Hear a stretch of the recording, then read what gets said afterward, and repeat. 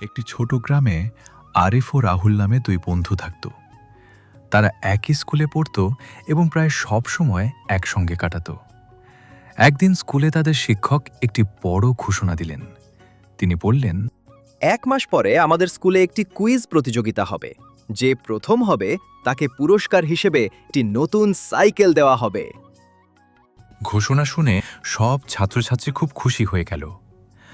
আরিফ মনে মনে ভাবল, যেভাবেই হোক আমার এই সাইকেলটা লাগবে।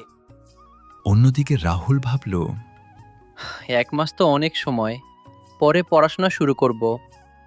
সেদিন স্কুল ছুটির পর আরিফ বাড়ি ফিরে বই নিয়ে বসে গেল। কোনো বিষয় বুঝতে অসুবিধা হলে সে পরের দিন শিক্ষকের কাছে জিজ্ঞেস করত। এভাবে প্রতিদিন সে একটু একটু করে প্রস্তুতি নিতে লাগল। কিন্তু রাহুলের দিনগুলো অন্যভাবে কাটছিল। সে বন্ধুদের সঙ্গে খেলাধুলা করত, মাঠে ঘুরে বেড়াত এবং সময় নষ্ট করত।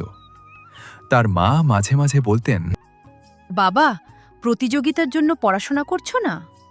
রাহুল উত্তর দিত, এখনো অনেক সময় আছে।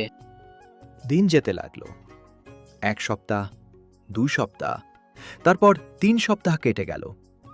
আরিফ নিয়মিত পড়ছিল, আর রাহুল শুধু ভাবছিল যে পরে পড়বে। অবশেষে প্রতিযোগিতার আগের দিন চলে এলো। রাহুল তখন তাড়াহুড়ো করে বই খুলল। কিন্তু এতদিনের পড়া একদিনে শেষ করা সম্ভব ছিল না। সে কিছুটা চিন্তিত হয়ে পড়ল। পরদিন সকালে স্কুলে অনেক ছাত্রছাত্রী জড়ো হলো। সবাই প্রতিযোগিতা নিয়ে উত্তেজিত ছিল। প্রতিযোগিতা শুরু হলো। প্রথম প্রশ্ন করা হলো। আরিফ আত্মবিশ্বাসের সঙ্গে উত্তর দিল।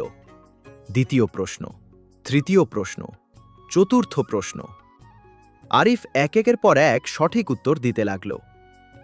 রাহুল কিছু প্রশ্নের উত্তর দিতে পারলেও বেশিরভাগ প্রশ্নে আটকে গেল। প্রতিযোগিতা শেষ হলো। এরপর সবাই ফলাফলের জন্য অপেক্ষা করতে লাগল। কিছুক্ষণ পরে শিক্ষক মঞ্চে এসে ফলাফল ঘোষণা করলেন। এবারের কুইজ প্রতিযোগিতায় প্রথম স্থান অর্জন করেছে আরিফ। পুরো স্কুল হাততালিতে ভরে গেল। আরিফ মঞ্চে উঠল। শিক্ষক তার হাতে নতুন সাইকেলের চাবি তুলে দিলেন। আরিফ খুব খুশি হল। স্কুল ছুটির পরে সে সাইকেল নিয়ে বাড়ি ফিরল। তার বাবা মাও খুব আনন্দ পেলেন। এদিকে রাহুল চুপচাপ দাঁড়িয়েছিল। সে নিজের ভুল বুঝতে পেরেছিল। আরিফ তার কাছে এসে বলল, মন খারাপ করিস না, এবার হয়নি, পরের বার হবে। রাহুল বলল, আমি বুঝেছি যে শুধু ইচ্ছা করলেই হয় না, নিয়মিত পরিশ্রমও করতে হয়। সেদিন থেকে রাহুল নিজের অভ্যাস পাল্টে ফেলল। সে প্রতিদিন সময় মতো পড়াশোনা করতে শুরু করল। কয়েক মাস পরে স্কুলে আবার একটি প্রতিযোগিতা হলো। এবার রাহুলও খুব ভালো ফল করল। শিক্ষক তার প্রশংসা করলেন।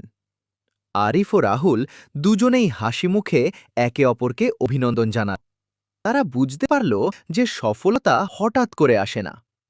প্রতিদিনের ছোট ছোট চেষ্টা একদিন বড় সাফল্যে পরিণত হয়।